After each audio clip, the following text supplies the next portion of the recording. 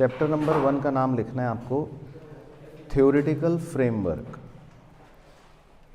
Theoretical framework, ये पूरा का पूरा एक इंट्रोडक्शन चैप्टर है बेसिकली, चैप्टर 1, जिसकी वेटेज लगभग आप मान के चलो 7 से 10 नंबर तक की है, मैक्सिमम 10। और इसमें टोटल हमें 7 यूनिट्स पढ़ने होते हैं चैप्टर 1 के अंदर, छोटे छोटे। तो ये बेसिकली इंट्रोडक्शन यूनिट है, थ्योरेटिकल यूनिट है, थ्योरी की कहानियाँ इसमें ज़्यादा हैं और इसमें टोटल 7 यूनिट्स हमें पढ़ने हैं। तो हम सबसे पहले यूनिट 1 आज शुरू करेंगे। यूनिट 1 का नाम आपको लिखना है, इसका नाम है meaning and scope of accounting. Meaning and scope of accounting.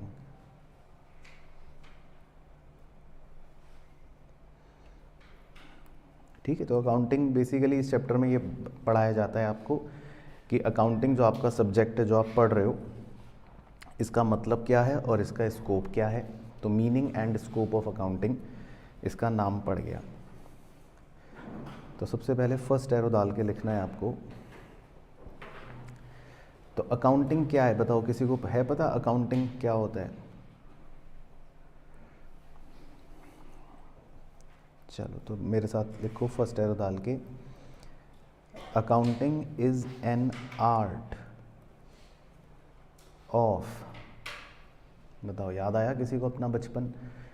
ये सबसे पहली डेफिनेशन बच्चा रटता है जब कॉमर्स लेता है। तो accounting is an art of recording, comma classifying and summarizing in a significant manner, in a significant manner and in terms of money, comma transactions and events, transactions and events which are, comma, in part at least, which are, comma, in part at least, comma, of a financial character,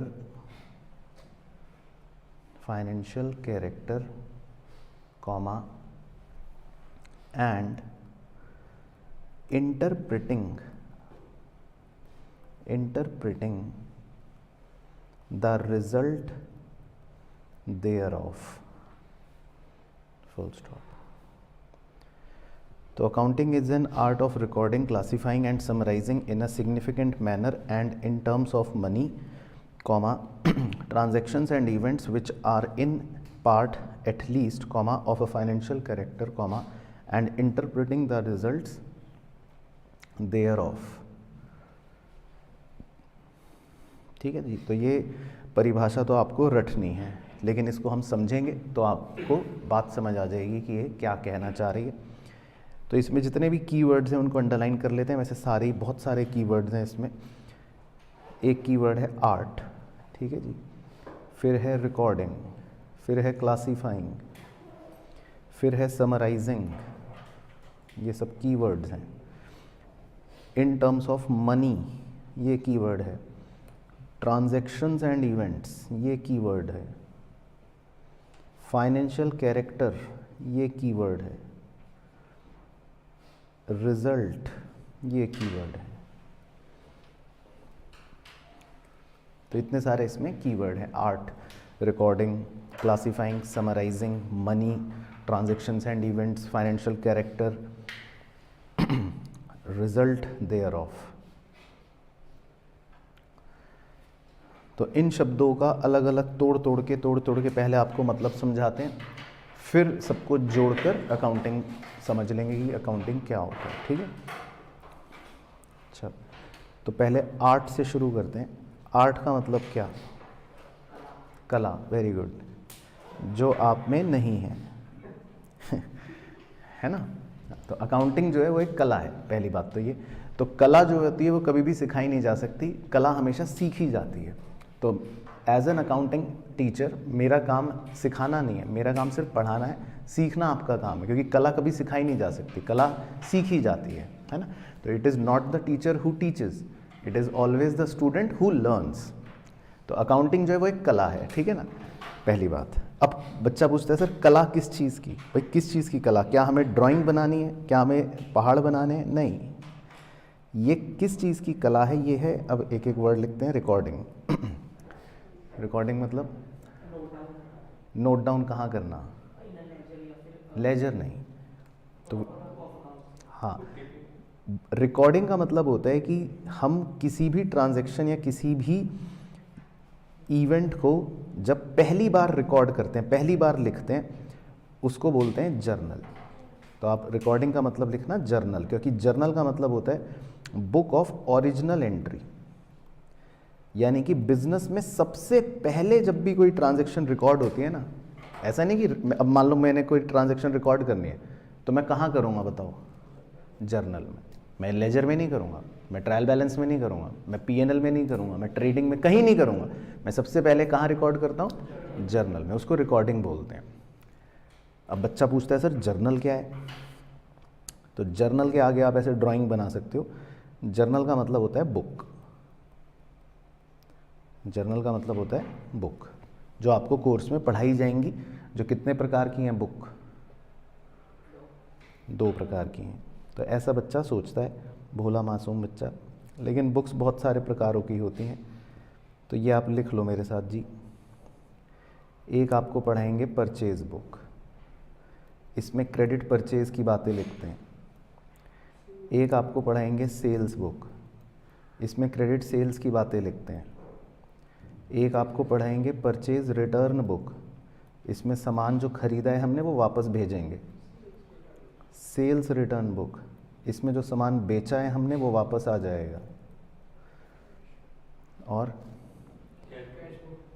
cash book थोड़ा नीचे लिख देता हूँ क्योंकि वो तो special होती है, लेकिन ठीक है वो भी लिख लेते हैं, कैश बुक।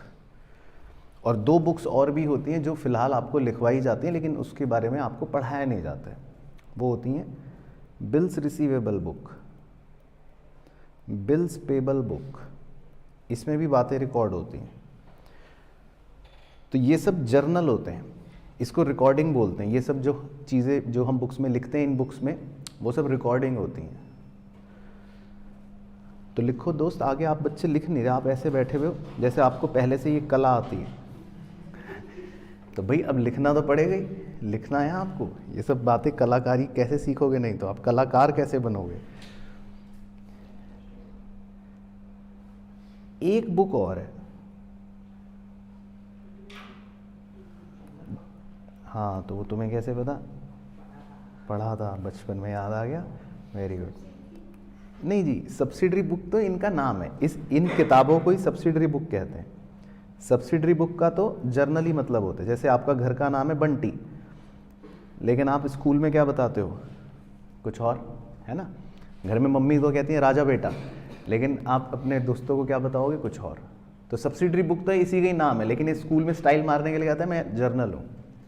तो सब्सिडरी बुक मतलब जर्नल, तो वो तो सब्सिडरी बुक तो जर्नल ही हो गई। लेकिन सब्सिडरी बुक कितनी होती हैं, purchase book, sale book, purchase return, sale return, BR book, BP book, cash book, और एक और होती है, कौन सी, पेटी कैश बुक नहीं, जो इन्होंने बोला था, जर्नल प्रॉपर। क्योंकि ये एक रेसिडुअल बुक है। रेसिडुअल बुक का मतलब होता है कि जो भी ट्रांजैक्शन किसी भी बुक में ना आ पाए वो यहाँ आ जाती। तो अल्टीमेटली सारी ट्रांजैक्शनें रिकॉर्ड होंगी, इन्हीं किताबों में रिकॉर्ड होंगी। तो ये रिकॉर्डिंग करने का पेतरा होता है, या ये रिकॉर्डिंग करने की कला होती है जो आप सीखोगे। तो रिकॉर्डिंग करने के लिए आप ये सब बुक्स बनाते हो और इसमें चीज़ों को लिखते हो, उसको रिकॉर्डिंग बोलते हैं। तो रिकॉर्डिंग का स्टेप जो है वो बेसिकली ये है, ये पूरा स्टेप, ये पूरी बातें जो हैं ये रिकॉर्डिंग है एक तरह से।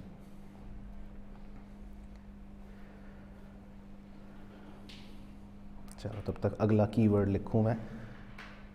रिकॉर्डिंग के बाद अगला कीवर्ड था क्लासिफाइंग। चलो जी, तो क्लासिफाइंग बताइए। क्लासीफाइंग शब्द का वैसे क्या मतलब होता है? वेरी गुड, तुम यहाँ आ जाओ तुम। तो ये सब बातें बहुत बढ़िया पता है इसको। क्लासीफाइंग का बिल्कुल एग्जैक्ट मीनिंग यही होता है कि बेस्ड ऑन कॉमन फीचर्स किसी को डिवाइड कर देना। जैसे मान लो अभी कक्षा में बच्चे बैठे हैं, तो कक्षा में अगर मुझे जेंडर के बेसिस पर डिवीजन करना हो और मैं बोल दूं कि बॉयज़ इधर बैठ जाओ, गर्ल्स उधर बैठ जाओ, तो इसका मतलब क्या है? मैंने क्लासीफाई कर दिया। तो क्लासीफाई करने का मतलब यही होता है कि जब आप किसी कॉमन फीचर के आधार पर चीज़ों का बंटवारा कर देते हो, अलग अलग कर देते हो, उसको क्लासीफाइंग बोलते हैं। अच्छा जी, अब अकाउंटिंग में क्लासीफाइंग का क्या मतलब है बताओ?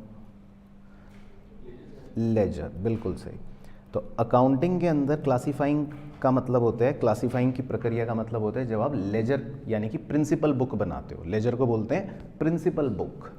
ये भी एक बुक है ना? बना देता हूँ आगे किताब। लेजर भी एक बुक है, इसका नाम होता है प्रिंसिपल बुक। ये भी एक बुक है। तो जैसे ऊपर वाली बुक का नाम है सब्सिडरी बुक, इसका नाम है प्रिंसिपल बुक। ये भी बुक है, लेकिन ये स्कूल में स्टाइल मारने के लिए कहती है मैं लेजर हूं। तो प्रिंसिपल बुक या लेजर, ये इसका नाम है।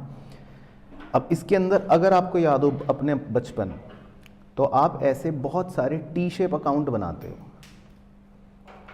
याद है आपको? लेफ्ट साइड को डेबिट कहते थे, राइट साइड को क्रेडिट कहते थे। ये सब नाटक आपने कर रखा है बचपन में? ठीक है, कोई ऐसा तो नहीं है बच्चा जिसने साइंस या आर्ट्स ले रखी थी? उसको हो सकता है ना पता हो, लेकिन कॉमर्स के सभी छात्रों ने ये टी शेप अकाउंट अपने जीवन काल में कभी ना कभी देखा तो अवश्य होगा ही, है ना? तो इसको लेजर बोलते हैं जो आप टी शेप अकाउंट बनाते हो। तो ये सब हो गया क्लासीफाइंग करना। तो ये आप बना सकते हो अपने समझने के लिए। तो इससे आपको हर वर्ड का मतलब पता रहेगा कि ये मतलब है। तो अगला कीवर्ड लिखता हूँ जब तक मैं। रिकॉर्डिंग हो गया, क्लासीफाइंग हो गया, अगला कीवर्ड था समराइजिंग।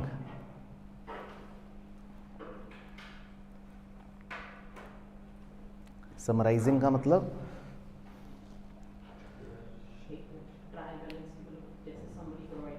समरी प्रोवाइड की जाती है। ठीक है, बिल्कुल सही। समराइजिंग के स्टेप का मतलब होता है कि अब हम अपने सारे मतलब बैलेंसेस की एक समरी प्रोवाइड करते हैं। तो इस समराइजिंग को कहा जाता है एक तरह से ट्रायल बैलेंस।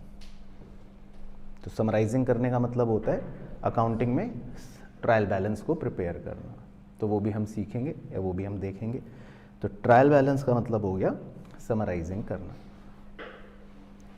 तो ये तीन शब्द बहुत इंपॉर्टेंट है। कई बार क्या होता है, बच्चा अकाउंटिंग पढ़ लेता है और सीए भी पढ़ रहा है, सीए की तैयारी कर रहा है, लेकिन उसको यही शब्द नहीं पता होते कि रिकॉर्डिंग का मतलब क्या है, क्लासीफाई का मतलब क्या है, समराइजिंग का मतलब क्या है। तो आपको क्लियर हो गया रिकॉर्डिंग, क्लासीफाइंग और समराइजिंग। और इसमें खूबसूरती है कि ये इसी ऑर्डर में होंगे। आप ऐसा नहीं करते कि पहले समराइज कर दो फिर क्लासीफाई करो या फिर रिकॉर्ड करो, या पहले क्लासीफाई करो फिर समराइज करो फिर रिकॉर्ड करो। ऐसा नहीं होगा। पहले हमेशा रिकॉर्ड ही होगा, फिर क्लासीफाई ही होगा, फिर समराइज ही होगा। तो ये स्टेप भी इसी मतलब अनुसार चलेंगे। उसके बाद जी अगला कीवर्ड, तो आप जो ब्लू कलर से है वो तो मुझे समझाने की ज़रूरत नहीं, वो तो आप पैदा ही इसीलिए हुए हो। Money, in terms of money. तो मनी का मतलब तो सबको पता ही है। तो इसमें बेसिकली ये मतलब है कि हम जितनी भी बातें इसमें चाहे रिकॉर्ड करेंगे, चाहे क्लासीफाई करेंगे, चाहे समराइज करेंगे, वो बातें किस टर्म्स में होंगी? मनी की टर्म, है ना? मनी की टर्म में होंगी ऑब्वियसली। तो मनी तो खैर आपको पता ही है टर्म। उसका बाद अगला कीवर्ड है ट्रांजैक्शंस एंड इवेंट्स। तो ये लिखते हैं, अगला कीवर्ड है ट्रांजैक्शंस एंड इवेंट्स। ये इंपॉर्टेंट है, आप इस पे ना एक स्टार लगा लेना। इस पे एग्जाम में कई बार क्वेश्चंस आए हैं 1 से 2 नंबर के, मतलब एमसीक्यू के फॉर्म में या ट्रू फॉल्स के फॉर्म में। ट्रांजैक्शंस एंड इवेंट्स, तो ये मुझे पता है कि आपको नहीं पता होगा, लेकिन फिर भी तुक्का जो है वो मार सकते हैं आप। Most welcome.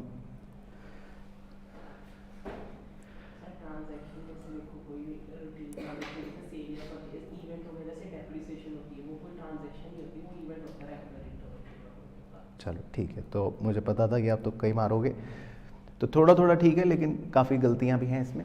तो ट्रांजैक्शन का एग्जैक्ट मतलब आपको लिखना है मेरे साथ कि ट्रांजैक्शन किसे बोलते हैं। ट्रांजैक्शन का मतलब लिखो एरो डाल के, इसका मतलब है परफॉर्मेंस ऑफ एन एक्ट। ठीक है, ये याद भी रखना है, इसीलिए लिखवा रहा हूँ बादल में लिखना। ट्रांजैक्शन का मतलब है परफॉर्मेंस ऑफ एन एक्ट, मतलब किसी कार्य को करना। सिंपल भाषा में परफॉर्मेंस ऑफ एन एक्ट, कुछ किसी भी कार्य को, किसी भी एक्ट का परफॉर्म होना एक ट्रांजैक्शन होता है। तो आपने एग्जांपल सही दिया था कि जैसे आपने कहा सर कोई एक्सपेंस हो गया, सेल हो गई, परचेज हो गई। तो जो भी हम बिजनेस में सेल करते हैं, परचेज करते हैं, सैलरी देते हैं, रेंट देते हैं, कुछ भी कर रहे हैं, कुछ भी चीज़ हो रही है बिजनेस में, वो ट्रांजैक्शन है ना। लेकिन इवेंट किसे बोलते हैं? इवेंट, इवेंट का मतलब है, इवेंट में लिखना है, इवेंट का मतलब होता है रिजल्ट ऑफ ट्रांजैक्शन, यानी कि परिणाम क्या हुआ, परिणाम। तो अगर मैं आपकी भाषा में आपके एग्जाम्पल से समझाऊं, आप जो अभी सीए फाउंडेशन की तैयारी कर रहे हो वो एक तरह से ट्रांजैक्शन है, क्योंकि आप कुछ कर रहे हो। इवेंट कब होगा? जब रिजल्ट आएगा कि भाई आपने जो करा उसका परिणाम क्या निकला। तो इवेंट का मतलब होता है परिणाम, रिजल्ट, कि ट्रांजैक्शन का रिजल्ट क्या है। अब इस पर जो क्वेश्चन आते हैं वो इनडायरेक्टली आते हैं, वो आपसे ये पूछ लेते हैं कई बार कुछ चीज़ें देकर कि भाई बताओ ये इवेंट है या ट्रांजैक्शन है। तो हमें पहचानना होता है, तो मैं आपके लिए काम आसान कर देता हूँ, मैं खुद ही लिखवा देता हूँ कि क्या चीज़ क्या है। तो आप इसमें इवेंट पहले ध्यान रखना, क्योंकि हमारे लिए सिर्फ दो ही चीज़ें इवेंट होती हैं। तो कितना ईजी हो गया आपके लिए एग्जाम्पल्स को याद रखना, सिर्फ दो चीज़ों को ही हम इवेंट मानते हैं। बताओ क्या होगा? पहला तो होता है, हाँ पहला तो है प्रॉफिट या ऑब्लिक करके लॉस, क्योंकि बिजनेस के अंदर आप पूरे साल भर जो भी करते हो, है ना, पूरे साल आप काम करते हो, एक्सपेंस करते हो, रेवेन्यू करते हो, उसका रिजल्ट जो होता है वो बिजनेस की भाषा में रिजल्ट किसको कहेंगे? प्रॉफिट या लॉस को, या तो आपको फायदा होगा या नुकसान होगा। और दूसरा होता है इवेंट क्लोजिंग इन्वेंट्री लेफ्ट, यानी कि क्लोजिंग इन्वेंट्री का बच जाना, क्लोजिंग इन्वेंट्री लेफ्ट।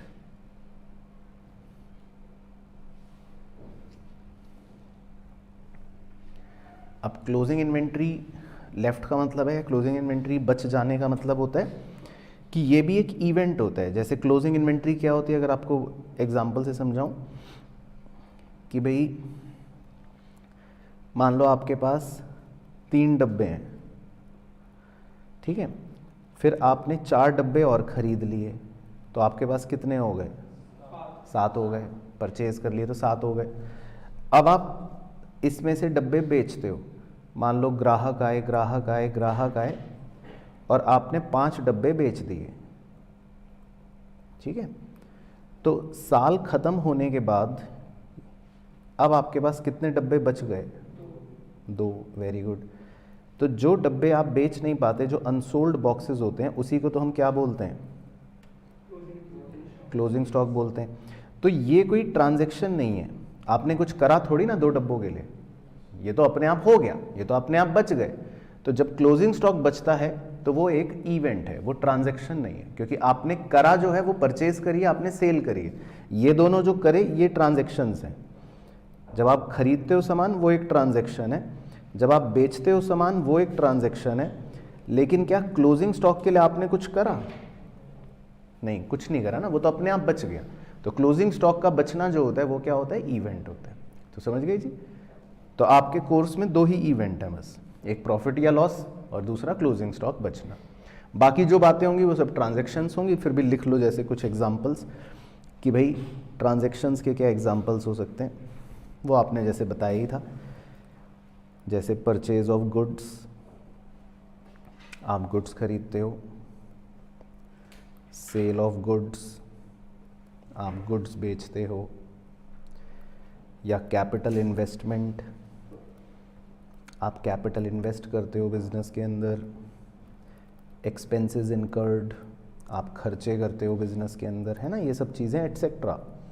कुछ भी मतलब आप कह लो, वो सब ट्रांजैक्शंस होंगी, ये सब ट्रांजैक्शंस होंगी कि आपने परचेज कर ली, आपने सेल कर ली, आपने खर्चा कर दिया, आपने कैपिटल इन्वेस्ट कर दी, ये सब ट्रांजैक्शंस हैं।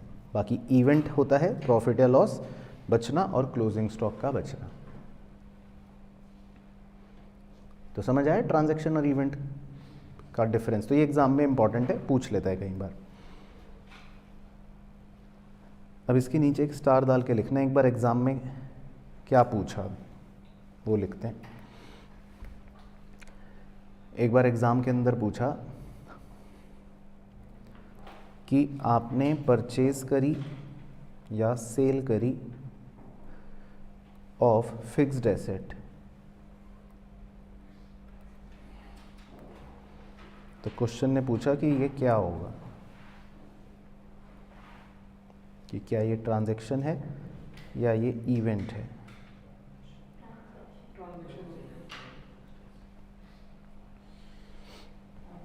कि आपने परचेज करा या सेल करा फिक्स्ड एसेट।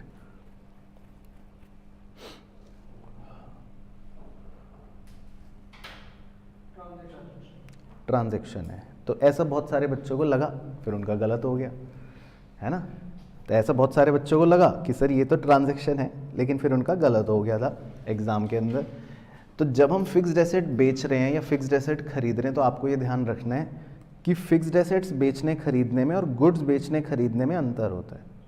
क्या आप पहले इस बात से एग्री कर रहे हो, या आपके मन में पहले ये कोई डिफरेंस ही नहीं है? पहले तो ये क्लैरिटी मुझे होनी ज़रूरी है कि गुड्स बेचने में या फिक्स्ड एसेट बेचने में मतलब कुछ अलग बात है या सेम ही बात है? अलग बात है। बात आपको क्लियर है? गुड्स बेचना एक रेगुलर एक्टिविटी है ना, वो एक रेवेन्यू नेचर का ट्रांजैक्शन है। लेकिन जब आप फिक्स्ड एसेट अगर बेचते हो मान लो अपना, तो वो एक कैपिटल नेचर का ट्रांजैक्शन है, मतलब वो एक रेगुलर एक्टिविटी नहीं है। तो इसको बोला जाता है फिक्स्ड एसेट खरीदने या बेचने को, सिर्फ ये एक स्पेशल आइटम आप कह सकते हो बिजनेस के अंदर, जिसको ट्रांजैक्शन भी कहते हैं और इसको अपने आप में इवेंट भी कहते हैं। क्योंकि मान लो आप कोई फिक्स्ड एसेट बेचते हो तो उसमें आपको प्रॉफिट या लॉस भी होता है ना। फिक्स्ड एसेट बेचा, और फिक्स्ड एसेट अगर खरीदते हो तो आप लंबी अवधि के लिए खरीदते हो, 5 साल 10 साल, तो वो अपने आप में एक इवेंट भी है। तो ट्रांजैक्शन भी है ये और इवेंट भी है। तो इसका आंसर जो लिखना है, ये 1 नंबर का क्वेश्चन आया था एमसीक्यू के अंदर, तो इसका आंसर है, आप बादल बना लेना, कि ये एक ट्रांजैक्शन और इवेंट बोथ है। तो इसका आंसर है ट्रांजैक्शन एंड इवेंट बोथ। तो फिक्स्ड एसेट खरीदने या बेचने को दोनों ही चीज़ों में कंसिडर कर लेते हैं, मतलब ये अपने आप में ट्रांजैक्शन भी है और ये अपने आप में इवेंट भी है। तो ये एक स्पेशल पॉइंट था, बाकी एग्जाम में भी ये पूछा था ये पॉइंट।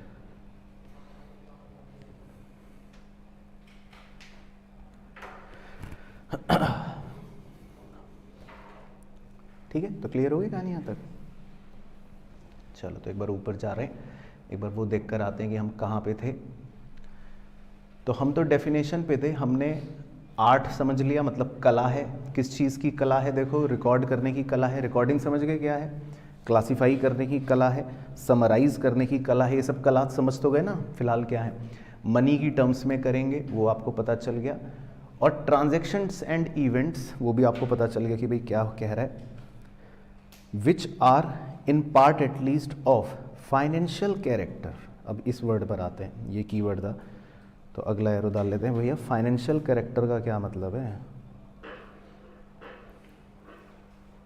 मतलब इस डेफिनेशन में फाइनेंशियल कैरेक्टर वर्ड का क्या मतलब है?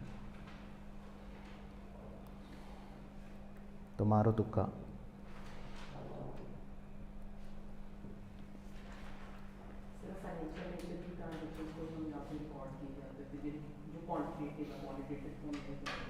तो वो तो मतलब थोड़ा थोड़ा वही हो गया मनी की टर्म्स में, क्वांटिटेटिव है।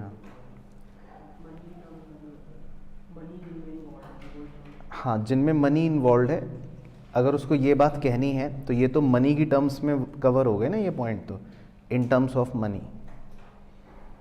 वो तो ये पॉइंट तो उसमें कवर हो गया जो आप कहना चाह रहे हो कि भाई जो क्वांटिटेटिव चीज़ें होती हैं उनको रिकॉर्ड करता है, वो तो मनी की टर्म्स में हो गए point. Which are of financial character. ये वर्ड क्यों दिया यहाँ पर, इसका कुछ मतलब होता है वैसे, तो लिख लो आप। फाइनेंशियल कैरेक्टर वर्ड का यहाँ पर इंटरप्रिटेशन है, यहाँ पर जो मतलब है वो है, छोटा सा मीनिंग है कि भाई रिलेटेड टू बिजनेस, आपके बिजनेस से रिलेटेड होनी चाहिए। भाई आप रिकॉर्ड कर रहे हो, क्लासीफाई कर रहे हो, समराइज कर रहे हो, आप सब कुछ कर रहे हो, प्रॉफिट निकाल रहे हो, लॉस निकाल रहे हो, सब कुछ कर रहे हो, लेकिन वो सारी बातें किससे रिलेटेड होनी चाहिए, बिजनेस से। अब मान लो हम रिलायंस कंपनी के मुंशी हैं लेट से, तो आप रिलायंस कंपनी की रिकॉर्डिंग करोगे कि मुकेश अंबानी के घर की बिजली के बिल के रिकॉर्ड करोगे, कंपनी की करोगे ना, बिजनेस से रिलेटेड चीज़ें रिकॉर्ड करोगे, या क्लासीफाई जो करोगे वो सारी चीज़ें बिजनेस से रिलेटेड होनी चाहिए। या आप कुछ भी करोगे, प्रॉफिट भी निकालोगे, वो अंबानी का निकालोगे कि रिलायंस का निकालोगे, रिलायंस का निकालोगे। तो ये फाइनेंशियल कैरेक्टर का इस डेफिनेशन में ये मतलब होता है कि हम जो ये कर रहे हैं, ये जो कला सीख रहे हैं या जो भी पढ़ रहे हैं, ये सब किससे रिलेटेड होनी चाहिए, बिजनेस से। अगर बिजनेस से रिलेटेड नहीं है तो वो चीज़ फिर हमारे लिए बेकार ही, फिर तो हम रिकॉर्डिंग क्यों करेंगे। तो ये मतलब है कि भाई रिलेटेड टू बिजनेस। और अगला और आखिरी कीवर्ड था interpreting the result thereof. तो इंटरप्रिटिंग का मतलब तो क्या होता है, हाँ, निष्कर्ष निकालना, बिल्कुल सही। तो पूरा ही लिख लेते हैं, चलो, इंटरप्रिटिंग द रिजल्ट्स। तो इंटरप्रिटिंग द रिजल्ट्स का मतलब वही इन्होंने हिंदी में कहा कि कुछ निष्कर्ष निकालना, मतलब कुछ कंक्लूजन निकालना।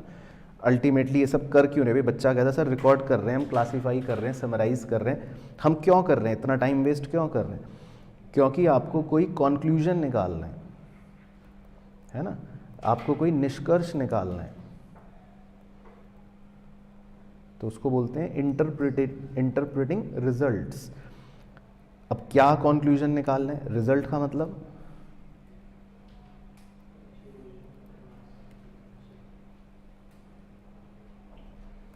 तो रिजल्ट का मतलब तो लिख लो, दो चीज़ें मानी जाती हैं जी, वैसे तो एक ही मानी जाती है लेकिन आपको दोनों ही लिखवा देता हूँ, एक तो और दूसरी, तो फाइनेंशियल पोजीशन तो बात सही है, पहली गलत बोली, पहली होती है फाइनेंशियल परफॉर्मेंस और दूसरी होती है फाइनेंशियल पोजीशन। ये दो टर्म्स होते हैं, तो दो टर्म्स भी आप सीख लोगे इसी बहाने। तो अल्टीमेटली हमें बिजनेस में यही दो चीज़ें तो निकालनी है या बनानी है। आपका जीवन भी तो इसी पे बेस्ड है, आपको यही तो करना है बस, सीए बन के मेनली। वैसे तो बहुत कुछ करना है खैर, लेकिन आधारशिला तो यही चलती रहेगी ना भाई। फाइनेंशियल परफॉर्मेंस का मतलब क्या हो गया कि क्या पता लगाना है, प्रॉफिट और लॉस, है ना, उसे परफॉर्मेंस बोलते हैं। और पोजीशन का मतलब क्या, बैलेंस शीट, कि आपको पोजीशन का पता लगाना है, तो वो हो गई बैलेंस शीट। तो बेसिकली आपको यही खेल करना है, तो ये बना लो बस आप पहले। तो ये हो गया इंटरप्रेटिंग द रिजल्ट्स। तो बेसिकली अब देखो, अकाउंटिंग की जो वो डेफिनेशन है जो हमको लर्न करनी है, रटनी है, उसके अंदर मतलब इतनी बातें समाई हुई हैं, वो पूरी अपने आप में कंप्लीट डेफिनेशन है। तो अकाउंटिंग का मतलब ये है कि आपको, मतलब सिंपल भाषा में बता रहा हूँ, बाकी इंग्लिश तो लिखी हुई है, कि अकाउंटिंग का मतलब है कि आपको ये एक कलाकार बना देगी। ये एक कला है जिसमें आप रिकॉर्डिंग भी कर लोगे, क्लासीफाइंग भी कर लोगे, समराइज भी कर लोगे, मनी की टर्म्स में करोगे, और जो चीज़ें बिजनेस से रिलेटेड हैं, मतलब फाइनेंशियल कैरेक्टर की हैं, उन्हीं चीज़ों का करोगे। और फिर उसके बाद परिणाम जो निकले, रिजल्ट्स जो निकले, वो भी इंटरप्रेट कर दोगे। और रिजल्ट मतलब P&L, बैलेंस शीट, सब। तो पूरी आपकी अकाउंटिंग यही तो थी। क्लास 11th अगर आप याद करो, ये पूरा कोर्स लिख दिया आपका क्लास 11th का। भाई रिकॉर्डिंग में सारी किताबें आ गई, क्लासीफाई में लेजर आ गया, समराइज में ट्रायल बैलेंस आ गया, फिर ट्रायल बैलेंस के बाद आप P&L अकाउंट बनाते थे, बैलेंस शीट बनाते थे, और क्लास ख़त्म हो जाती थी। तो P&L बैलेंस शीट यहाँ आ गई। तो एक तरह से क्लास 11th जो थी बेसिकली वो पूरी आपकी अकाउंटिंग ही थी, और अकाउंटिंग की डेफिनेशन यही है। तो आपको ये पूरी कला अगर आपको आ गई तो मतलब आपको अकाउंटिंग आ गई। तो समझ आ गई पहली डेफिनेशन। तो ये बेसिकली आपका पॉइंट नंबर 1 था कि भाई अकाउंटिंग क्या है ना। तो इसको आप पॉइंट नंबर 1 की तरह भी लिख सकते थे कि अकाउंटिंग ये है। तो पॉइंट नंबर 1 मतलब अकाउंटिंग ये हो गई कंप्लीट। अच्छा, अब मेन पॉइंट नंबर 2, अगला पॉइंट। अगले पॉइंट का नाम है फंक्शंस ऑफ अकाउंटिंग। छोटे छोटे पॉइंट्स हैं कुछ। अगले पॉइंट का नाम है फंक्शंस ऑफ अकाउंटिंग, कि अकाउंटिंग के फंक्शंस क्या हैं, है ना। अभी तो मीनिंग सीख गए, अब इसके फंक्शंस क्या हैं। तो इसमें आप ब्रैकेट में लिखना given by accounting principle board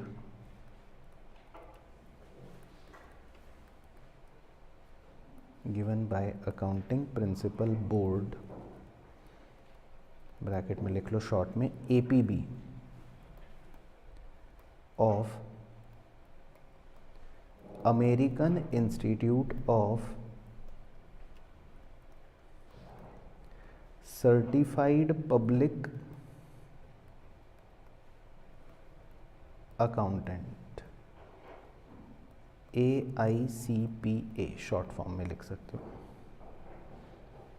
functions of accounting जो बेसिकली अमेरिकन इंस्टीट्यूट ने आपको दिए हैं।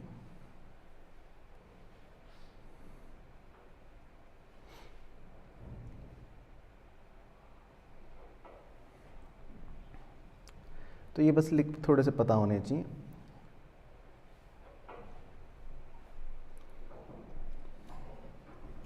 तो इसमें आप लिख लो बेसिक फंक्शंस है।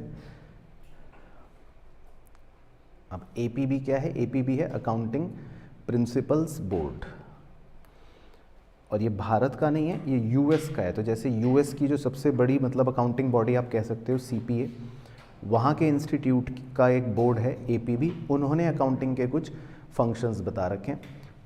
तो वो आप लिख लो ऐसी एरो डाल के। पहला फंक्शन तो है रिकॉर्डिंग, ये आपको समझ आई गया। सेकंड एरो दूसरा है क्लासिफाइंग, ये आपको समझ आई गया। तीसरा एरो है समराइजिंग, ये भी आपको समझ आई गया। चौथा एरो है analysis and interpretation,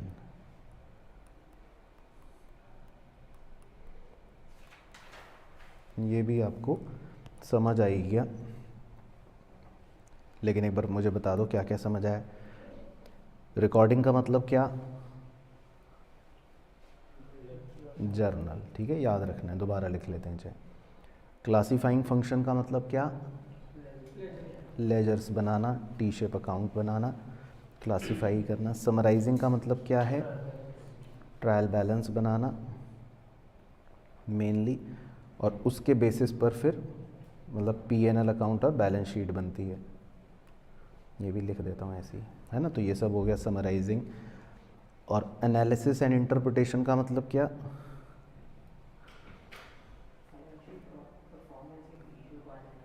financial position या फाइनेंशियल परफॉर्मेंस को एनालाइज करना। मतलब यही जो आपने अभी ऊपर लिखा था ना इंटरप्रिटेशन, ये कि मतलब फाइनली कंक्लूजन निकालना अपने प्रॉफिट और लॉस को और फाइनेंशियल पोजीशन को एनालाइज करना कि भाई हमारा बिजनेस हम कर रहे हैं उसमें कितना प्रॉफिट हो रहा है, कितना लॉस हो रहा है, उसको एनालाइज करना, है ना। मतलब ऐसे लिख सकते हो analysing the results, analysing the results या इंटरप्रेटिंग द रिजल्ट्स, कुछ भी। लेकिन एक फंक्शन और है पांचवा। तो चार तो आपने ऊपर डेफिनेशन में ऑलरेडी कवर कर लिए थे, recording, classifying, summarising, analysis and interpretation. चार तो ऊपर ऑलरेडी कवर हो गए थे, लेकिन एक फंक्शन और है जो अमेरिकन इंस्टीट्यूट ने कहा है कि भाई आपका एक फंक्शन और है, मुंशीगिरी में एक फंक्शन और है, बताओ क्या? आखिरी काम क्या करना बहुत ज़रूरी है। ये सब बातें आपको पता चली अपने बिजनेस की कि आपको प्रॉफिट हो रहा है, फिर क्या करोगे? नहीं, आखिरी काम होता है communicating, communicating to the user.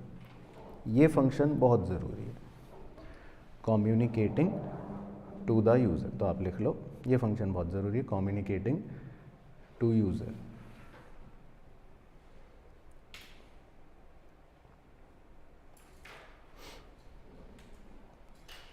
तो यूज़र कौन होता है ये हम वैसे आगे पढ़ेंगे, तो मैं ऐसे लिख देता हूँ, डिटेल्स लेटर, है ना।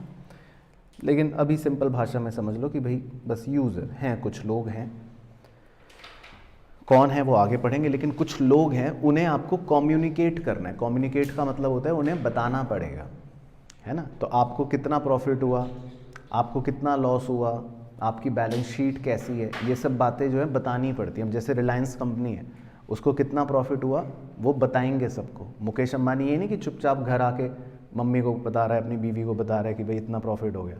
किसको बताना पड़ेगा?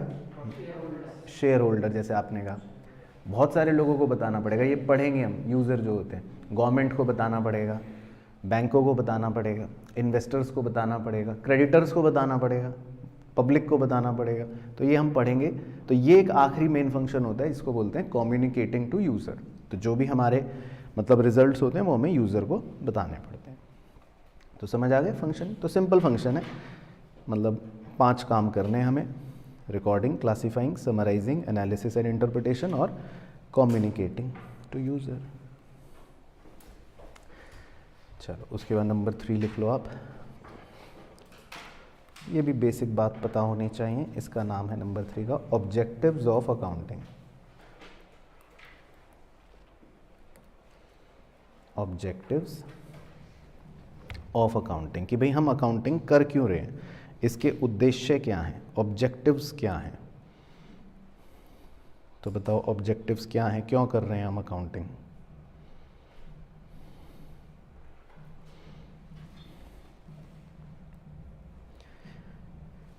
चलो तो लिखवा देता हूँ। पहला तो है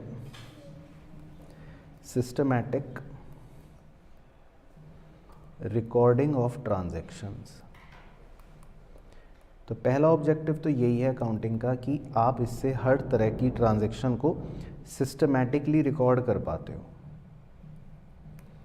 अगर कोई व्यक्ति अकाउंटिंग नहीं करेगा तो वो फिर अपने बिजनेस की चीज़ों को सिस्टमैटिकली रिकॉर्ड नहीं कर पाएगा। तो पहला उद्देश्य यही है अकाउंटिंग करने का कि आप अपनी ट्रांजैक्शंस को सिस्टमैटिकली रिकॉर्ड कर पाते हो, सारी चीज़ों को ढंग से रिकॉर्ड कर पाते हो। पहला ऑब्जेक्टिव हो गया। दूसरा number 2, ascertainment of results and financial position. आप अपने बिजनेस के रिजल्ट्स और फाइनेंशियल पोजीशन का पता लगा पाते हो। तो रिजल्ट्स का मतलब है, यहाँ लिख लो अपने चाहे दोबारा समझने के लिए, कि प्रॉफिट या लॉस की बात कर रहे हैं, और फाइनेंशियल पोजीशन मतलब बैलेंस शीट की बात कर रहे हैं। तो आप अपने बिजनेस के बारे में मतलब बिजनेस की पोजीशन का भी पता लगा पाते हो, बिजनेस में कितना फ़ायदा नुकसान हो रहा है ये भी पता लगा पाते हो। तो ये भी अकाउंटिंग का एक दूसरा ऑब्जेक्टिव है, उद्देश्य है, इसीलिए अकाउंटिंग करते हैं हम। तीसरा ऑब्जेक्टिव अकाउंटिंग करने का है प्रोवाइडिंग इंफॉर्मेशन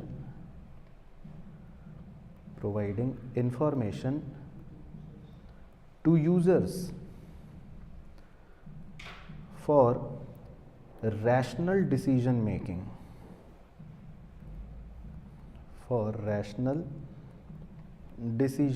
मतलब आप अपने यूजर्स को जानकारी दे पाओ, इसलिए भी अकाउंटिंग करते हैं।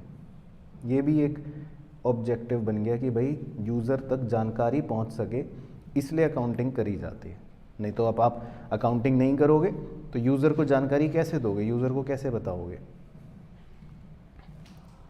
और चौथा ऑब्जेक्टिव लिख लो, to know the solvency position. Business की सॉल्वेंसी के बारे में भी आपको पता लग जाता है अकाउंटिंग करने से। सॉल्वेंसी समझते हो क्या होता है? बताओ क्या होता है?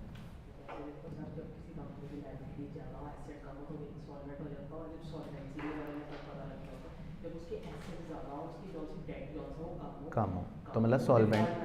ठीक है, हाँ, तो सॉल्वेंसी का मतलब सिंपल भाषा में है कि भाई कंपनी जो है उसके पास एक तरह से पूंजी, लिक्विड एसेट्स या एसेट्स कितने हैं, ज़्यादा होने चाहिए। तो अगर उसकी लाइबिलिटियाँ कम हैं, एसेट्स थोड़े ज़्यादा हैं, तो अच्छी बात है।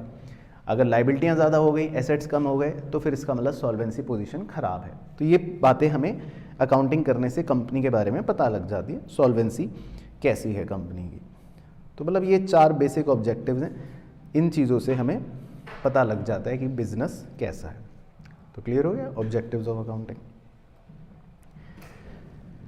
इसके बाद नेक्स्ट पॉइंट नंबर 4, ये भी एक छोटा सा टॉपिक है, इसका नाम है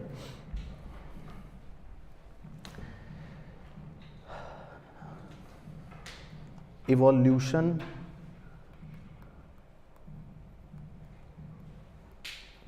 ऑफ अकाउंटिंग।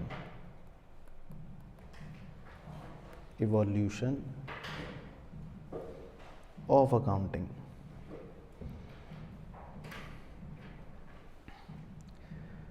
तो इवोल्यूशन ऑफ अकाउंटिंग का मतलब है कि भाई इसका इतिहास कुछ, कि कहाँ से आ रहा है। भाई आपको क्या लग रहा है कि हम आज के ज़माने में ये सब कर रहे हैं? ऐसा तो नहीं है। तो इसका इतिहास तो बहुत पुराना है, तो बताओ कब से चला आ रहा है? चाणक्य के टाइम से चला आ रहा है। और ईयर बताओ। तो लिख लो, पहला लिख लो, एज अर्ली एज 4000 BC। तो मतलब कितने वर्षों, हजारों वर्षों पुराना है ये अकाउंटिंग का कॉन्सेप्ट चला आ रहा है। और ब्रैकेट में लिख सकते हो आप इजिप्शियंस, इजिप्ट लिख के IANS, इजिप्शियंस। तो ये लोगों ने, मतलब कह सकते हैं कि ये लोग करते थे 4000 BC, मतलब कितने साल, 6000 साल पहले हो गए लगभग मोटे मोटे 6000 साल पहले ये मतलब अपने कुछ ट्रेजरर्स को संभालने के लिए अकाउंटिंग किया करते थे। रिकॉर्ड, अब क्या करते हो तो वो मुझे भी नहीं पता, कैसे रिकॉर्डिंग करते होंगे, कैसे क्लासीफाइंग करते होंगे, लेकिन करते थे। तो ये कॉन्सेप्ट जो है बहुत वर्षों पुराना है। दूसरा रेफरेंस भी लिख सकते हैं, दूसरी बिंदी डाल के, Romans used to prepare day books, where receipt and payments were recorded, where receipts and payments were recorded। Bracket में आप लिख सकते हो 700 BC to 400 AD। तो मतलब इतने 700 वर्षों तक लगभग इनका भी, रोमन्स का भी ये खेल चलता रहा। ये रिसिप्ट और पेमेंट रिकॉर्ड करते थे डे बुक्स में। डे बुक्स मतलब वही बुक्स ही हो गई एक तरह से, डे बुक भी बोल देते हैं।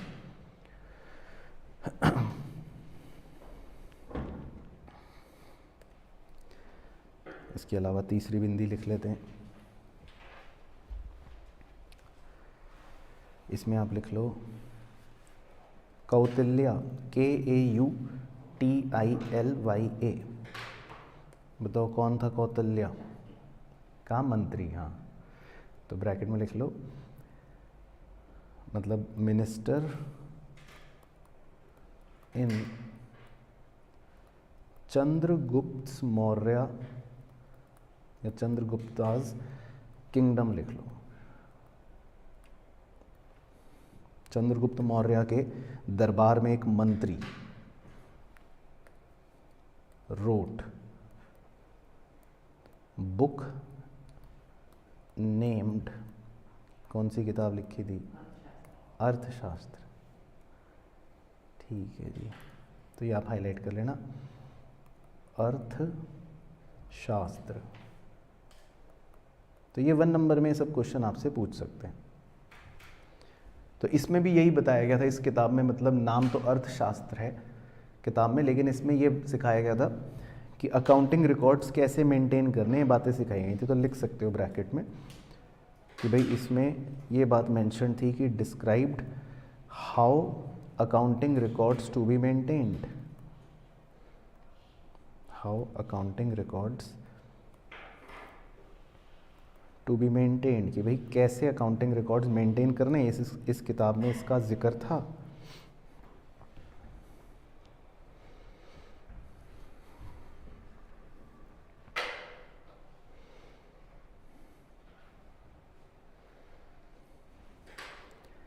उसके बाद अगली बिंदी, फिर धीरे धीरे और अब हम आ गए मॉडर्न एरा में आ जाते हैं अब हम।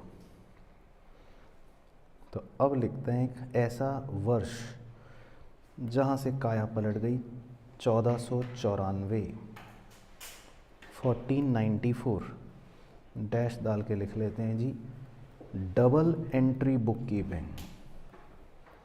ये डेबिट क्रेडिट और ये सब बातों का जन्म एक तरह से कह सकते हैं हो गया 1494।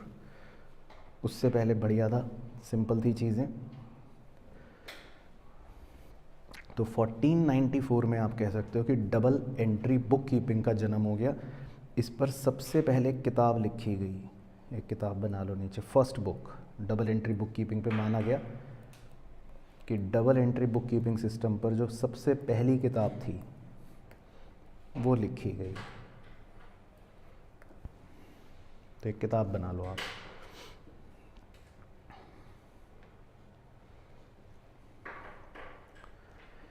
तो बताओ किस आदमी ने लिखी किताब?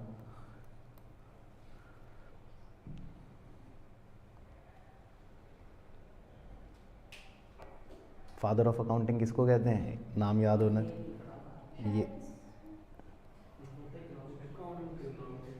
वो तो इकोनॉमिक्स का था, किसी को भी फादर बना दिया कहीं का भी। एडम स्मिथ तो इकोनॉमिक्स के थे। ल्यूका पैसियोली, हाँ तो लिख लो Luca Pacioli, PACIOLI, Luca Pacioli, है ना। तो इनको बोलते हैं वैसे फादर ऑफ अकाउंटिंग। तो हालांकि इसके पीछे भी कुछ स्टोरियां हैं। कुछ लोग कहते हैं कि इन्होंने अपनी सारी बातें अपने गुरु से सीखी थी, फिर गुरु का इन्होंने मर्डर कर दिया और ख़ुद फेमस हो गए किताब लिख के। लेकिन हमारे लिए तो अगर क्वेश्चन पूछे फादर ऑफ अकाउंटिंग तो हमें इन्हीं का ही नाम लिखना है, ल्यूका पैसियोली। और शहर भी लिख सकते हो, ये किताब उन्होंने कहाँ लिखी थी, शहर का नाम यहाँ बादल में लिख लेते हैं, वेनिस, VENICE। तो ये सब बातें मतलब कई बार आपसे पूछ सकता है 1 नंबर 2 या ट्रू फॉल्स के अंदर। तो ये सब बेसिकली था।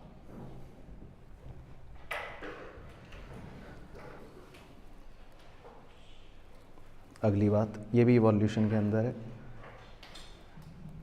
डेबिट, फिर उसकी अगली लाइन में क्रेडिट। सर ये शब्द कहाँ से आए, डेबिट क्रेडिट, जिन्होंने हमारी जान में दम कर दिया, नाक में दम कर दिया, तो ये शब्द कहाँ से आए डेबिट क्रेडिट? तो इनकी भी कहानी लिख लेते हैं। तो डेबिट के आगे आप डैश डाल के लिख लो, it comes from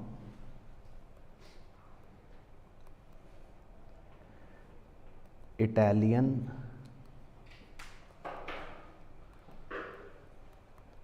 डेबिटो, DEBITO, debito, which comes from Latin debita,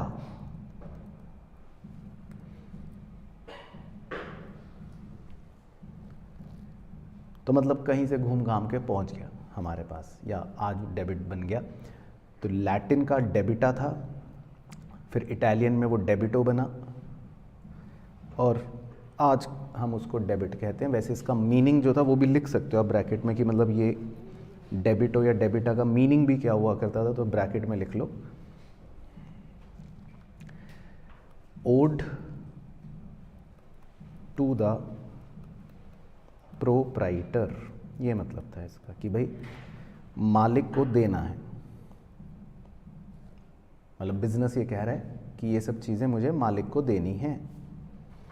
उसको डेबिट कह दिया, डेबिटो या डेबिटा।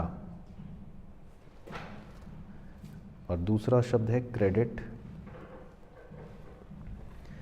तो ये कहाँ से आया? इट कम्स फ्रॉम इटालियन, बताओ इटालियन कौन से शब्द से? क्रेडिटो, विच कम्स फ्रॉम लैटिन, क्या लैटिन में अलग है तो ध्यान से लिखना, क्रेडो, क्रेडो, CREDO, क्रेडो। और इसका मतलब क्या है? लैटिन वर्ड क्रेडो का मतलब, इसका मतलब है विश्वास, बिलीफ या ट्रस्ट, भरोसा।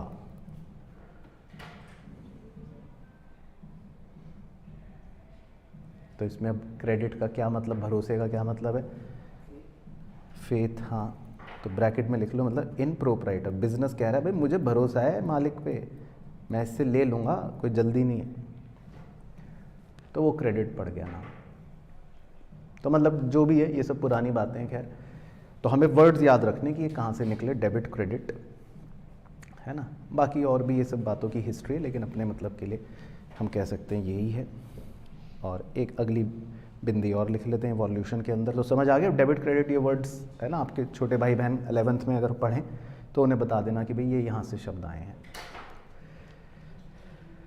अच्छा, अगला है जी stewardship accounting. Stewardship accounting,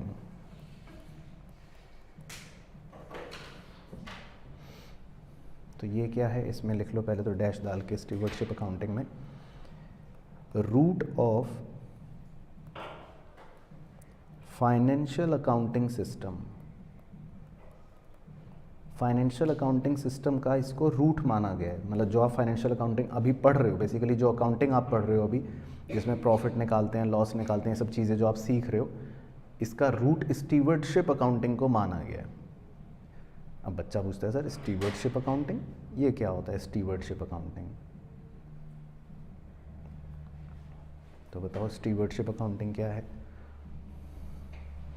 steward किसको बोलते हैं? स्टीवर्ड,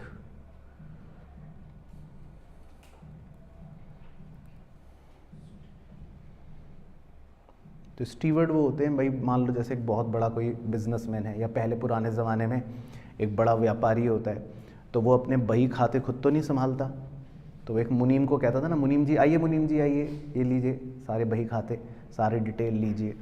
तो ये स्टीवर्ड एक वैसे पुराना शब्द होता है। स्टीवर्ड का मतलब होता है कि किसी बहुत बड़े मंत्री या किसी बहुत बड़े राजा के पास कोई जो देखभाल करने के लिए व्यक्ति है, वो उसको स्टीवर्ड कहते हैं। अब एक आदमी इसीलिए रखा गया कि भाई तुम खाली रिकॉर्डिंग करोगे, तुम खाली मुंशीगिरी करोगे, तो इसको मतलब वहाँ से ये अकाउंटिंग जो पड़ गई नाम, उसका नाम पड़ गया स्टीवर्डशिप अकाउंटिंग। तो आज जो हम फाइनेंशियल अकाउंटिंग कर रहे हैं वो मतलब एक टाइम पे स्टीवर्डशिप अकाउंटिंग हुआ करती थी, मतलब ये प्राचीन काल है की बात है। तो स्टीवर्डशिप में, अकाउंटिंग में बस आप स्टीवर्ड का मतलब लिखने के लिए एक आदमी बना सकते हो, मुंशी लिख लो बस, तो समझ आ जाएगा कि मतलब स्टीवर्ड मतलब पुराने ज़माने में मुंशी जिसको कहते थे, तो वहीं से वो नाम पड़ गया स्टीवर्डशिप अकाउंटिंग। तो ये पुराना कॉन्सेप्ट है।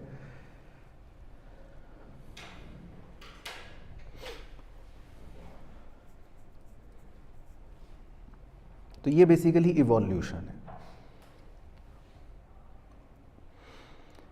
अब इतना इवॉल्व हो गया, इतना इवॉल्व हो गया कि अब हम अगले पॉइंट में पढ़ेंगे कि भाई ये सब इवोल्यूशन होते होते होते होते होते होते अगला पॉइंट बना लेते हैं, पॉइंट नंबर 5,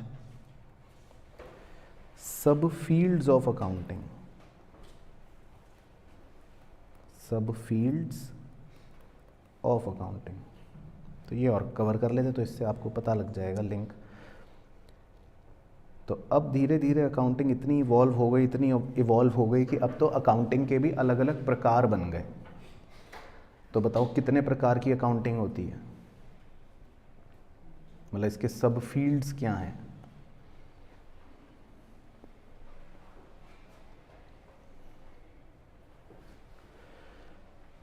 तो इसके 5 सब फील्ड्स हैं। कितने सब फील्ड्स हैं? 5। तो 3-3 लाइन के गैप में आप लिखना इसके 5 सब फील्ड्स हैं।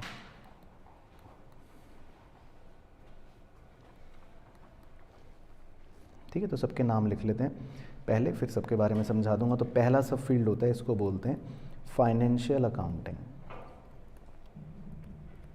Financial accounting. दूसरा सब फील्ड होता है मैनेजमेंट अकाउंटिंग। तीसरा सब फील्ड होता है कॉस्ट अकाउंटिंग। Cost accounting. चौथा सब फील्ड होता है सोशल रिपोर्टिंग अकाउंटिंग। ये सब मॉडर्न ज़माने की अकाउंटिंग है। और पांचवा सब फील्ड होता है human resource accounting. Human resource accounting. ठीक है, तो आप इनको ब्लॉक बना लेना। ये 5 मेन नाम है। ये भी कई बार एक थ्योरी क्वेश्चन पूछ लेता है इस चैप्टर में, 3 या 4 नंबर का या 5 नंबर तक का मैक्सिमम, कि सब फील्ड्स बताओ अकाउंटिंग के। तो आप 5 सब फील्ड्स बता देना। बाकी ये हैं क्या, ये मैं आपको समझा देता हूँ। कीवर्ड्स क्या हैं इनके, वो लिखेंगे हम। तो 5 सब फील्ड्स होते हैं अकाउंटिंग के mainly: financial accounting, management accounting, cost accounting, social reporting accounting और ह्यूमन रिसोर्स अकाउंटिंग।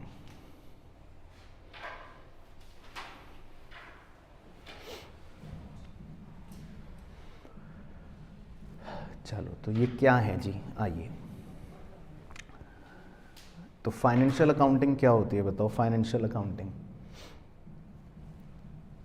ये आपको पता है, आप ग्रेजुएशन में सब्जेक्ट पढ़ते हो या पढ़ोगे अगर हो ग्रेजुएशन में। ये जनरली आपको ग्रेजुएशन के फर्स्ट ईयर के अंदर सब्जेक्ट पढ़ाया जाता है या होता है, फाइनेंशियल अकाउंटिंग बोलते हैं इसको। ग्रेजुएशन में ही आप एक सब्जेक्ट और पढ़ते हो, कॉस्ट अकाउंटिंग। ये जनरली सेकेंड ईयर के अंदर आता है। और ग्रेजुएशन में ही एक और सब्जेक्ट भी होता है, मैनेजमेंट अकाउंटिंग। ये जनरली लास्ट ईयर में होता है। और ये सीए के अंदर भी ये सब्जेक्ट्स हैं। सीए की स्टडी में फाइनेंशियल अकाउंटिंग भी है थोड़ा थोड़ा। कॉस्ट अकाउंटिंग आपका सीए इंटर के अंदर है। मैनेजमेंट अकाउंटिंग सीए फाइनल के अंदर है। तो इसका मतलब इसमें कुछ तो बातें होंगी। तो क्या बातें हैं वो? तो पहले मैं फाइनेंशियल अकाउंटिंग बताता हूँ, क्योंकि फाइनेंशियल अकाउंटिंग आपने 11th में भी पढ़ रखी है। फाइनेंशियल अकाउंटिंग का सिंपल सा मतलब ये होता है कि जब आप कोई भी ऐसी अकाउंटिंग कर रहे हो जिसमें आपका उद्देश्य, ऑब्जेक्टिव है बिजनेस का प्रॉफिट या लॉस निकालना, बस खत्म, सिंपल। तो वो आप लिख लो। तो फाइनेंशियल अकाउंटिंग बेसिकली वो सब कुछ हो गया। इसमें वही रिकॉर्डिंग आ गई, क्लासीफाइंग आ गया, समराइजिंग आ गई, सब कुछ आ गया। मतलब जो आपने अभी तक पढ़ा, पिछले अभी 1 घंटे में लगभग जो बातें आपने सुनी, जो अकाउंटिंग आपने देखी, वही फाइनेंशियल अकाउंटिंग है।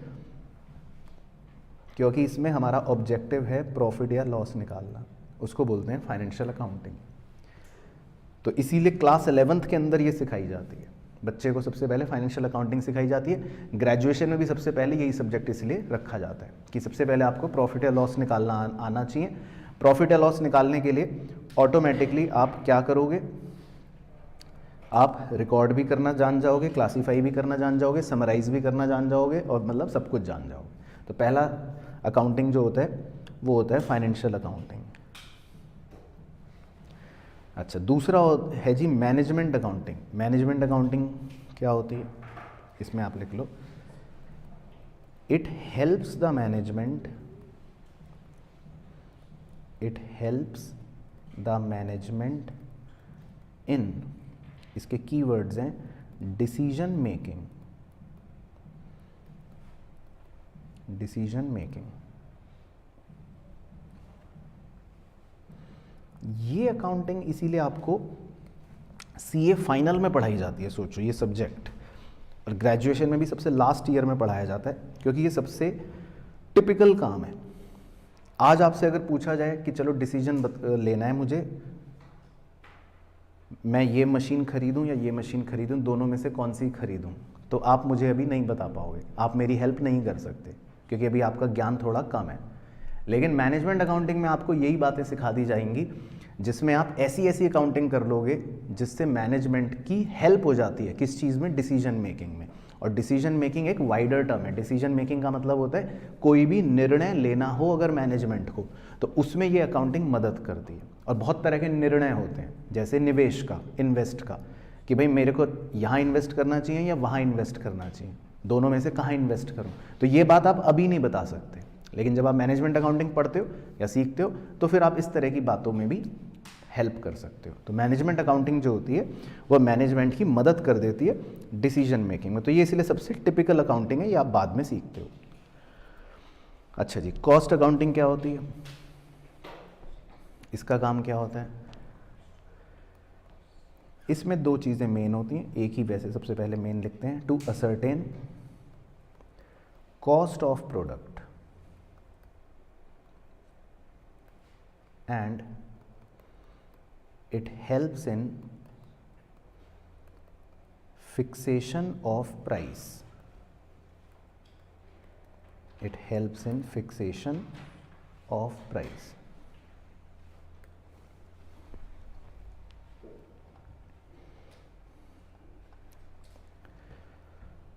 अब कॉस्ट अकाउंटिंग जो है वो भी एक अच्छा सब्जेक्ट है, और इनफैक्ट ये भी अपने आप में एक प्रोफेशनल फील्ड है। अगर आपने सुना हो CWA एक कोर्स होता है, जैसे CA है, CS है ना, तो वैसे ही CWA भी होता है, तो वो लोग कॉस्ट अकाउंटेंट कहलाते हैं। तो इनका काम क्या है कॉस्ट अकाउंटिंग का, या कॉस्ट अकाउंटिंग में हम क्या पढ़ते हैं? अब इसमें आपको किसी प्रोडक्ट की लागत निकालनी होती है। अब ये कैसे चलता है, देखो ये फंडा क्या होता है। मान लो मैं एक पंखा बनाता हूँ, ठीक है, मैं एक मैन्युफैक्चरर हूँ, ठीक है, आपको ऐसे सोचना है, मैं एक पंखा बनाता हूँ। अब मुझे ये पंखा बाज़ार में बेचना है, तो बाज़ार में बेचने के लिए मैं इसकी MRP क्या रखूं, तो ये आप बताओगे। अब बच्चा कहता है सर मैं कैसे बताऊंगा कितने का बेचोगे पंखा। पहले आपको पंखा बनाने की लागत निकालनी पड़ती है कि ये पंखा बनाया कितने में आपने। तो इस काम को करने की अकाउंटिंग को कॉस्ट अकाउंटिंग कहते हैं। तो क्या आप ये फाइंड आउट कर सकते हो कि पंखा बनाने में कितनी लागत आई? कैसे करोगे? मैन्युफैक्चरिंग अकाउंट बना लोगे, ठीक है। तो मतलब उससे आपको पता लग जाएगा कि मैंने जो गुड्स बनाए हैं या जो भी चीज़ बनाई है उसकी कॉस्ट क्या है, ठीक है। तो आप अपनी सारी मतलब खर्चे को जोड़ के और जो भी दिमाग लगाना है वो लगा लगू के क्या पता लगा लेते हो? कॉस्ट। तो मान लो आपको पता चला 100 रुपये, ऐसे ही बोल रहा हूँ, कॉस्ट। फिर आप इसको बाज़ार में 100 का तो नहीं बेचोगे, अब ऑब्वियसली इसमें कुछ प्रॉफिट जोड़ के बाज़ार में इसका दाम कितने का रख दोगे? 120 का। तो इस कार्यक्रम को कहते हैं, जब आप ये कार्यक्रम कर रहे हो तो इस अकाउंटिंग को कौन सी अकाउंटिंग बोल देते हैं? Cost accounting. समझ गए कॉस्ट अकाउंटिंग का काम क्या होता है? तो इनका काम सिर्फ ये है कि ये लागत निकालते हैं प्रोडक्ट की और प्राइस को फिक्स कर देते हैं कि भैया प्राइस इतना रखना है। तो ये कॉस्ट अकाउंटिंग हो गई। तो ये आप ग्रेजुएशन के सेकेंड ईयर में सीखते हो और CA इंटर के अंदर सीखते हो। तो CA इंटर में आप ये सब बातें करेंगे अगर वहाँ तक पहुँचे तो, होपफुली। उसके बाद 14 है सोशल रिपोर्टिंग अकाउंटिंग। ये नया कॉन्सेप्ट है। सोशल रिपोर्टिंग अकाउंटिंग में आप 2 कीवर्ड्स लिख लो बस, इसमें तो 2 बातें होती हैं, social cost and social benefits. Social cost and social benefits, तो इसलिए इसमें सोशल वर्ड आ गया, सोशल रिपोर्टिंग। ये भी एक अकाउंटिंग है, मतलब कुछ बड़ी कंपनियां ये करती हैं हालांकि। तो इसका एक एग्जांपल दे के समझा देता हूँ। अब जैसे टाटा ग्रुप है, बहुत बड़ा ग्रुप है, तो आपको पता है वो ये चीज़ भी मेजर करते हैं और वो ये चीज़ भी बताते हैं कि हमारी फैक्ट्रियों से हमने अगर धुआं निकाला जिससे एयर पॉल्यूशन फैला, तो हमने कितना मतलब कार्बन डाइऑक्साइड वातावरण में एमिट करा है, मतलब हमारी फैक्ट्रियों की वजह से कितना कार्बन डाइऑक्साइड फैला है हवा में। ये इस चीज़ को मेजर करते हैं। ये भी बताते हैं कि हमने बच्चों के लिए कितने पार्क बनाए, हमने बच्चों के लिए कितने स्कूल्स हॉस्पिटल्स बनाए जहाँ पर मुफ्त में इलाज करवा सकते हो या आप घूम सकते हो, कितने पेड़ पौधे लगाए जिससे वातावरण अच्छा हो जाएगा। तो ये समाज को जो भी इनकी वजह से मतलब दुष्परिणाम हो रहे हैं और समाज के लिए जो भी अच्छे काम कर रहे हैं, दोनों चीज़ें बताते हैं, इनकी वेबसाइट पर छपा होता है। तो इस तरह की अकाउंटिंग को सोशल रिपोर्टिंग अकाउंटिंग कहते हैं कि भाई आप समाज को भी समाज के लिए जो कर रहे हो, चाहे अच्छा या बुरा, इसको बताओ। तो इन्होंने क्या बुरा फैलाया प्रदूषण की तरह, वो भी बताते हैं। इन्होंने समाज के लिए क्या अच्छा करा, ये वो भी बताते हैं। तो इसके अंग्रेजी के कीवर्ड्स पड़ गए कि social cost and social benefit. तो इसमें कोई भी कंपनी क्या रिकॉर्ड करती है, सोशल कॉस्ट और सोशल बेनिफिट। तो ये एक अलग ही अकाउंटिंग है, इसका कोई प्रॉफिट लॉस से लेना देना नहीं है। तो इसको सोशल रिपोर्टिंग अकाउंटिंग बोल देते हैं, है ना। तो ये बस आप इसमें ये कीवर्ड्स लिख सकते हो और डायग्राम बनाना है तो बना लो, उससे आपको समझ आ जाएगा। अच्छा जी, उसके बाद human resource accounting. Human resource accounting क्या होता है, तो पहले लिख लो फिर समझाता हूँ। इसमें आप छोटा सा एरो डाल के लिख लेना। रिपोर्टिंग इन या reporting investment in human resource, reporting investment in human resource. तो ये एक नया कॉन्सेप्ट है बेसिकली ह्यूमन रिसोर्स अकाउंटिंग का, कि इसमें हम अपने ह्यूमन रिसोर्स में हम कितना इन्वेस्ट कर रहे हैं इसको भी रिपोर्ट करते हैं। हालांकि इसको आजकल करा नहीं जाता, करना मुश्किल है, इसमें दिक्कत है, लेकिन फिर भी कॉन्सेप्ट एक थ्योरी के लिए तो ह्यूमन रिसोर्स अकाउंटिंग। लेकिन ये है क्या, वो आपको समझाने की कोशिश करता हूँ। देखो ये मान लो एक कंपनी है, इस कंपनी के देखो बहुत सारे मुलाजिम हैं, एम्प्लॉयज़ हैं जो इस कंपनी में काम करते हैं, और काम करने के बदले में ये तनख्वाह लेते हैं ना। एक सिंपल सी कहानी है भाई, ये अपनी लेबर देते हैं कंपनी को, कंपनी इनको बदले में तनख्वाह देती है, वेजेस देती है ना। एक सिंपल बायलैटरल रिलेशन हो गया। लेकिन अब ये अकाउंटिंग है, ये नज़रिया क्या है वो भी समझते हैं। अब ये जो हमारे एम्प्लॉयज़ हैं, ये सब लोग, रामू, शामू, सोनू, गीता, सुनीता, ये सब, अब कंपनी धीरे धीरे इनको ओवर द ईयर्स थोड़ी बहुत ट्रेनिंग भी देती है, ये ट्रेन भी होते हैं, इनके डेवलपमेंट पर भी खर्चा करती है। मतलब ये काम करना अच्छे से सीख गए हैं कंपनी के अंदर। मान लो इन सबको 5-7 साल हो गए काम करते करते। तो अब आप सोच के बताओ कि ये जो लोग हैं कंपनी के लिए, ये कंपनी के लिए एसेट्स हैं या लाइबिलिटीज़? एसेट्स हैं ना। तो आप सबने सही कहा कि कंपनी इनको अपने एसेट्स के नज़रिए से देखती है कि भाई ये सब हमारी कंपनी के लिए फ्यूचर में फ़ायदा देने वाले एसेट्स हो गए। अब अकाउंटिंग आ गई कूद के, अकाउंटिंग कह रही अच्छा ये एसेट्स हैं तो आ जाओ फिर मैदान में। तो अकाउंटिंग कह रही फिर एसेट्स हैं तो लिखो बैलेंस शीट में एसेट साइड में लिखो, फिर रामू, शामू, मोनू, सोनू, सुनीता, गीता, लिखो ना भाई एसेट्स हैं तो लिखो लिखो, आप ही ने कहा ना एसेट्स हैं तो लिखो फिर बैलेंस शीट में एसेट्स हैं। लिख ही नहीं सकते। हाँ, ये इसमें प्रॉब्लम है कि आप इनकी अब वैल्यू क्या लिखोगे, प्रॉब्लम ये है। लेकिन हालांकि इस अकाउंटिंग को कहते हैं ह्यूमन रिसोर्स अकाउंटिंग, इस कलाकारी को कहते हैं ह्यूमन रिसोर्स अकाउंटिंग। तो ये एक बहुत ही न्यू कॉन्सेप्ट है, जो न्यू तो है लेकिन उसमें प्रॉब्लम ये है कि आप इनकी मॉनेटरी वैल्यू क्या लिखोगे। भाई रामू की क्या वैल्यू लिखें हम, बताओ? क्वालिटेटिव चीज़ हो गई ना। तो आप ऐसा तो नहीं लिख सकते भाई रामू 1 करोड़ का, शामू 2 करोड़ का, ऐसे तो दिक्कत हो जाएगी। या आप कैसे किसी इंसान की वैल्यू करोगे? तो इस कॉन्सेप्ट में यही प्रॉब्लम है कि आप लिख नहीं सकते या इसको मॉनेटरी टर्म्स नहीं दे सकते, पर फिर भी ये अकाउंटिंग का एक नज़रिया है जिसको कहते हैं ह्यूमन रिसोर्स अकाउंटिंग।